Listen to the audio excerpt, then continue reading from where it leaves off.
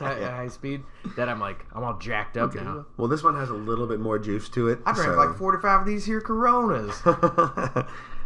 Dude, speaking of which, I don't think you said how much you spent at the No Values Festival on alcohol there. I'd really rather not talk about it. You were so bummed about the first one. I was like, I'll probably just get one, and then I think I had 4. Yeah, well, the first one you made an error of judgment, and it was not good. I was like, ooh, a white haze. That sounds interesting. And then they came out, and it was the Monster Energy drink flavored spiked. So it was malt liquor with Monster Energy drink flavor, no caffeine. Specifically said on the back that they stripped the caffeine out of it. And it was just all bad. And I was like, well, this can't be my only drink here. I was watching you drink it. It was like every sip you're like, yeah. It costs like $20. I have to drink the whole thing. Fucking drink this. I'm really mad about it. And then the rest of the day, I would see people like drinking them. I was like, "What's wrong with you?" Did you guys all make the same mistake I did? Actually, the guys that we got in line behind that were doing bumps in line the entire time. The Coke fiends? The Coke fellas. They also bought 2 of them. Well, they probably just were so happy it didn't. They completely lost their taste. Awesome. Amazing. Yeah. Hey, this is the Remember the Times podcast. I'm Mitch. That's AJ. We are following up after a very short last episode, and we're still dressed the same. We actually haven't really moved. Haven't moved at all. I know that was a ridiculously short episode and just ridiculous in general, but I just thought there was too much for this one. If we had put them together, it just would have gotten confusing. So, So my overview notes are 7 lines long. You have a whole page over there. So I have quite a long one. As per usual, I'm kind of scared. Yeah. I wouldn't be. Not really. I don't have any embarrassing memories immediately tied to any of the names of these venues. So. Well, I got one for you in the first one. Oh, cool. Yeah. Good. Okay, so we're starting off. We're playing in Riverside for our first time, which is a ways away from the South Bay. What is the date? Where are we? Do you remember? I believe we are in April 2006 right now. Okay. Yeah. About that. Yeah. So this show was put on by a guy who went to our high school. He actually came up in probably episode, I think it was the one with our first headliner. He opened our show. You can listen back. He has a pretty funny story about his set in there. He started putting on festivals in the South Bay. I believe they were called Flex Your Head Fest. Okay. He did a couple of them. And he attempted to do one all the way out in Riverside, which... It's a big swing, and that's awesome to do. Both know how hard it is to book shows, even a little bit. I give our buddy some big ups for trying this one. Full credit for going for it. In my head, unless I'm I don't know what I'm remembering, I swear we played in basically a kid's gymboree. There was painting of ballerinas on the walls and stuff. That sounds right. And was there no stage, or was the stage a pallet? No stage. Okay. No stage, yeah. From what in my head anyways. He got a bunch of hardcore bands out there. I think A Dying Dream was on it. I'm not sure. I have 2 memories really only involving you. One, I remember that's not embarrassing. I remember we were all like, "Oh, he sounds fucking good today." Maybe we got it figured out. Sweet, he's got it. Might have had a good night's sleep the day before. Yeah. Slept on the way out to Riverside. Who knows? I remember that. The only other thing. So this is another thing of instance of you trying to say something good on stage and it didn't work. It's not as embarrassing as the last one, but so our good buddy Mr. Shane Atkinson joined the Navy shortly before this, and every time he would come back, you would dedicate our at the moment unreleased song Remember the Times to him, and you would just be like, this one's for Shane, he's back from the Navy or whatever. And since we basically play in the South Bay 99.9% of the times, everyone knows Shane and would get a big cheer, like, yeah, he's a figure. Yeah, but we played in Riverside this time where we know, shout out to my buddy Shane, where we know nobody. I'm pretty sure, I don't know if I'm getting it, this is why I think I might be getting this confused, but I have a memory of you doing this in this gymboree thing, and I think Shane was there. I don't know. Anyways, you did the whole speech, and you're like, I want to dedicate this song to Shane Atkinson. And this time, because we're in Riverside, there was just complete crickets. Yeah. And you were just like, forgot to give any context. Shane Atkinson, an awesome dude. And then you just went back to playing the song. Went back to this complete silence because nobody. Was there any? Did I give any like pretext? Of, No, like, you didn't. Like he's just back from the Navy. You said none of that. Yeah. Hey, my buddy Shane. And then it just quieted. Yeah. Cool, dude. Yeah. It was. So that was. Yeah. Well, fucking excuse me for trying to support our troops. I really enjoyed that. Yeah. Only memory of that one. So now, okay, again, our big homecoming from our tour.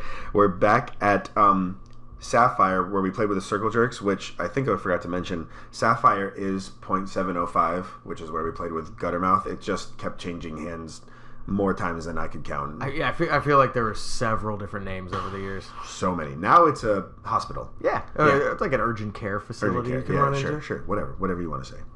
At this point in time, it was called Sapphire. So Yanni Lang, AMI Productions, who got us Guttermouth, he got us at the Troubadour, he got us play with Circle Jerks, he got us on a Warped Tour Battle of the Bands. So if you won, I think there was like 2 rounds. If you won both rounds, you got to play on your local Warped Tour stop, which I want to say it could have been either Pomona or Carson. Were they playing at Carson? I at this point, I still think it might have been Long Beach. I don't know. Because when we went in 2003, it was Long Beach. It wasn't Carson. Oh, okay. Who knows? I don't remember. Anyways, he got us on it, and he actually booked the first round at Sapphire. I don't really have any memories of this, but we got second place, and they were moving the first and second place onto the second round of the Battle of the Bands, which was at the Key Club, which is a super awesome venue in Hollywood, which we have talked about. Still didn't remember to find out what the new name of that place is. So it's still the Key Club for our podcast. It's the Key Club. Yeah. It's like calling the Staples Center crypto, whatever. It's fucking Staples Center. I refuse. Dude. Yeah. Anyways, so we made it. Woo! Go us. Maybe we'll get to Warped Tour someday. Maybe. Show 3. I know you're going to remember this place. The Cobalt Cafe. I remember the name, and I'm trying to like put a location in my head. It's in Canoga Park, like up in the valley next to like oh no, I don't fucking remember. It's up the 405. Okay. We played there a lot, and I honestly don't really remember which time was which. This was like a very, very prominent stop in like the greater LA area for people to have shows at. We probably played there like 4 or 5 times. I remember even seeing like No Bragging Rights. We played there a bunch. of Dying Dream played there. Strung Out played there. It was really no more than just like a little step stage, and it was like all carpeted. I remember I need to see pictures or something. I'm not remembering this place at all. The name absolutely rings you would a bell. remember it. This is where we met Highwire Days magazine, which is like a little like punk rock zine that they covered us. I think they actually got us this show, the first one, and I actually still have a couple of the issues that we're in, and it's like a picture of you and Chris, and I review our set. And I remember walking out of like a laundromat or some like just random place that has the racks of free newsletters and stuff that you can take, and I saw our picture on it coming out. Sick. I was like, "Holy fuck, we made it! We made it! Yeah, we fucking made it!"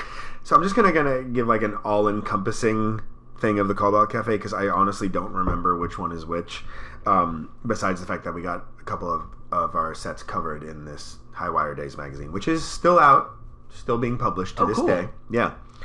I remember one time we got on a bill from these 2 bands that were touring together that were on Victory Records, which is a huge label in our scene. They had Atreyu and a bunch of other bands. A Day to Remember, they broke. Famously horrible to their bands. They were doing like those 360 deals where you basically wouldn't make shit. Yeah. I remember there being like a big controversy around They knew how to break bands, but they just fucked them at the same time. But we got on to a show that two Victory bands were playing. So I was like, oh my God, they're on Victory. This must be a great fucking show. Let's do it. And this was one of my first realizations of just because they're on tour and they're signed doesn't mean they've made it yet, because we played to like 5 people in this touring band that had all the sweet gear that a touring band needs. But yeah, but no draw. Yeah. They're just, maybe they just got signed and this is their first time around the country. Maybe they thought we were going to bring the people. We probably should have tried. Oh, shit. We tried, but we don't live anywhere near Canoga Park. Yeah, nobody ever wants to leave the bubble. Yeah. And the only other time that I really remember playing there, I believe his name was Aaron. He was originally the drummer for A Dying Dream. And then when they became the Ghost Inside, he moved to guitar. And we opened for a band from Arizona that the Ghost Inside ended up taking their drummer and putting him in there. I just remember seeing this guy and then like a year later be like, oh shit. Yeah, you're in the band now. Yeah, now you're in the band, yeah. Nothing too crazy, but yeah, that place was a big stop. I don't really remember too much else about that place, but I think we probably played there like 5 or 6 times throughout the years, yeah. Yeah. Oh yeah, I did take a bus up there from school once from Hollywood. You guys all drove and you didn't have time to get me, so I just took a bus. Oh no, we just told you that. Yeah. We went there early. Yeah. That's it. And then another all-encompassing, we started recording another album around this time. I don't really remember when we started, when we ended. This was another case of like, oh, it's done. Okay, it's out. Yeah, no announcement or anything. And it took a very, very long time for us to finish this one because we all lived in like 4 different cities, and it wasn't like, oh, we blocked the time out. We actually recorded it at our rehearsal studio, Grooveworks, if you recall, with the guitarist of Let Live at the time, Omid. I'm sure we've talked about Let Live. They were really big in the South Bay, but they hadn't like blown up yet. So they were still just like, the headliners of our South Bay shows, but I don't think they were really doing that. But so he started recording bands. I think we paid him like $40 a song or something. It was like next to nothing because we had next to nothing. Yes, it also had, true. It had to have been almost nothing. Yeah, but we did 9 songs with him, and this is one of my favorite SB&C records. We called it "Remember the Times." Mm-hmm. If you remember, do you remember anything about this recording process too much besides it being so sporadic? That was my main memory of it. It would be like, when can you come in? And you come in and just like knock out as much as you can in a day or whenever you can block out some time. Yeah. I remember we covered Power Rangers. Awesome. And doing the intro bits for it was really fun. Yeah. Like I remember the room changed at some point. Like they were in one lockout space, and then by the time I was actually recording vocals, we were in a downstairs space. You're right. That had an isolation booth, which was good because they didn't before. Yeah. So I remember the ISO booth, and That's pretty cool. Yeah, I mean that's pretty much it. That was one of the first times that I felt like we had like full creative control. Like Omid was really just like a partner in what do you guys want to do? Yeah, basically, yeah. And he let us go nuts, and then he was just like, oh, here's what you want to do. Okay, here's how we're gonna actually like make that happen. Yeah. On song 6, The Beaten Path, Omid, you can hear him playing the egg shaker at the beginning. Mm-hmm. That was him. He was also Sabretooth Tiger. Yes, he was. He did the Power Rangers one. Yeah. The only things I remember, we had to get Chris's drums done fast because he was going on his high school Euro trip, as you had 2 years prior. Mm-hmm. So we got it done, and then we were like kind of chipping away as he had been gone on the trip and whatnot. I remember Jason from Let Live, the singer, came to hang out with us while Josh and I were recording guitars. And on our song "Burst in Flame" has a pretty dope breakdown. I would have to say, written by Josh. And Jason was like, he was just like sitting there and listening, and he was like, "How many people do you expect to hurt during this breakdown?" Like, oh, cool. If he's in our corner, then sick. Yeah. I do remember. I remember the Let Live guys like gassing us up while we were doing it. I'm just like, oh fuck, are we really like making something sick? Yeah. I don't think we recorded to a metronome. Maybe. I I think there were parts that it was tricky to do it to, like Beaten Path had a hard time with the metronome, and it ended up kind of biting us because, like you said, we already had the drums tracked, and then it was like, all right, now record on top of the drums, but like the metronome kind of just cuts out here and then it comes back in, so like make sure you nail that. How do you do it? Yeah. The two things I remember, or how do I say it? So I remember I was there with you the night that we were recording Power Rangers, and the main vocals are they're so low and super easy. And live, I would sing the high harmony, but we just thought for continuity's sake, you should do my part as well. It almost always sounds better if you high harmonize with yourself. For the most part, yeah. Unless you're going for the two distinct kind of like System of a Down does, like that you want the two voices. If you just want the neat matching harmony. Yeah, but I still don't think we had really used. Omid wasn't using auto-tune, and so I could have used some auto-tune. You were the high harmony. Like, I was the only one there with you, and you weren't getting it quite right, and I kept like, I don't think so, man. I think you got to do the high harmony again, and you were getting so mad at me because it was like take 20, and I finally just like let it go. But I think if you listen, you probably should have just done one more take. I don't think one more would have done it. I think you should have probably just stepped in. I mean, I don't know. I don't think I wasn't as good a singer, like, tone-wise at that point, so I don't know if it would have sounded good, but now that you couldn't hit those notes, it was fine. You just like weren't getting it. It was a weird. It's weird. It's very weird. And I'd never done it before. That's one of the few times I've like really seen the rage in you. Like, this was one of the times you tried to punch me. Well, because those times were never rage filled; they were just blackout. No. I was gonna actually, yeah. Okay, one of the times I wanted to save until John got there to give him a nice intro, but yeah, one of them was rage filled for sure. We'll save that for John. But yeah, I think it was kind of like, we had talked about a couple times you had like gone a little too hard and your throat was going out.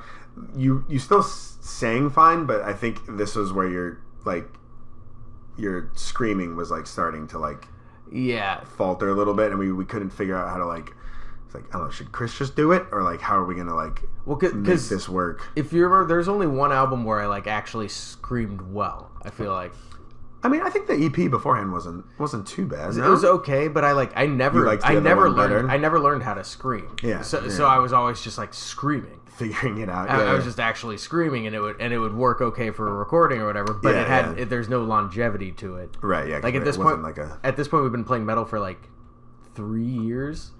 Yeah. Maybe not like 2. Yeah, maybe 2 years. So my voice is already dying after 2 years of trying to sing metal. I couldn't even scream at this point. I was very embarrassed that I could not. I just couldn't do it. You couldn't figure it out. I couldn't figure it out. Never could do it. Josh could do it. Speaking of Josh, so yeah, those are our memories. Oh, you know what? 2 memories of Josh here. We were having a really hard time locking down Omid for a little while. Not to call him out. Like, he did a great job. He's a really nice guy. But he kept canceling on us, like, right and left. And even at one point, like, Josh and I had driven all the way there. And he canceled, like, called Josh, like, while we were there waiting for him. And Josh actually put his foot down, like, even bigger than me. He was like, dude, you gotta stop. Like, we need to finish this. Like, we're paying you. Not a lot, but we're paying you. You gotta stop canceling on us. And it went way smoother after Josh gave him the business. Boss Josh came in. Boss Josh. That's our first taste of Boss Josh. Uh-oh. That time it worked, though. Yeah. So our buddy Alec, who has come up a couple of times in this, is especially at the time, like a bit of a computer whiz, I would say. Like, he knew a lot of stuff that a lot of people didn't at the time. And he actually helped me do the entire layout for this album. We did it at his computer at home, and then we drove to Kinko's in El Segundo and just like printed all of them out. And I think the guys felt bad for us because they didn't even charge us like a dime, so we got everything for free. It was like, oh, you poor souls. It was pretty cool. But I remember I was sitting in Alex's house. We were like typing out, like, we put all of our pictures at the top. Like, we had like a thank you list. We had lyrics in there, everything. Josh, for some reason, wanted a nickname for him on this one. What? He wanted a nickname, like a stage name. And he calls me. I was like, hey, what's up, man? And I just hear, Josh the Wash. I was like, what the fuck does that mean? Like, what is that? He's like, Josh the Wash. I was like, what are you talking about, Josh? He's like, that's what I want my name on the album. I was like, no. And I just hung up. He's like, I'm not putting that on there. He like really thought he was like dropping like this huge where you'd go like, oh my god, it was right there the whole time. It even rhymes. I don't even know what that means. But, and no. In slang terms, to be washed is bad. It means you're like old and busted. You son of a... Get back there and think about more.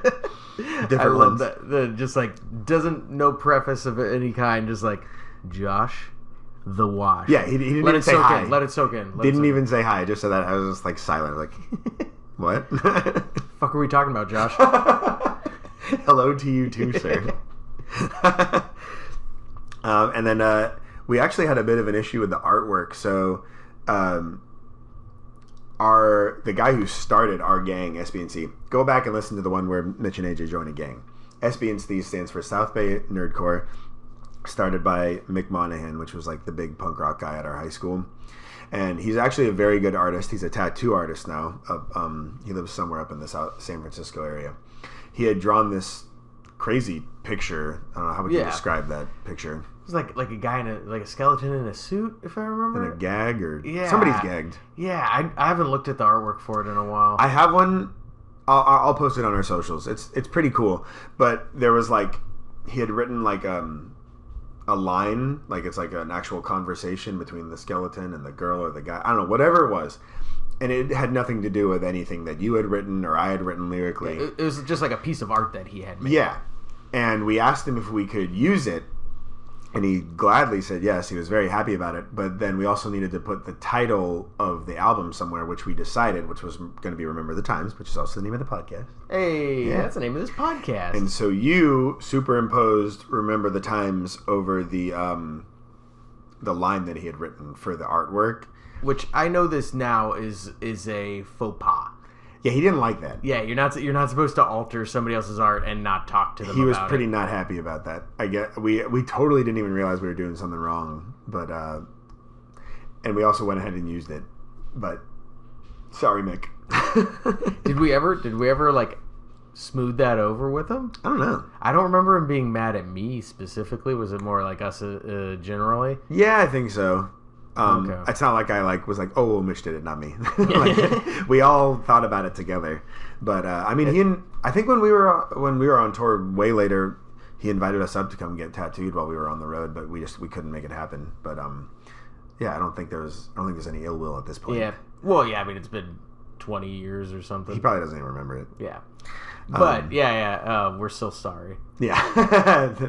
It's very rude of us. It's not something you do. I remember later we commissioned a tattoo artist to make album artwork, and he made us a couple different options, and we were just like, what if we just like mushed them together? You're missing a big part of that story, but we'll talk about that. Yeah, we'll get to it. It's going to be a while. It's coming. It was actually a lot more depressing than that.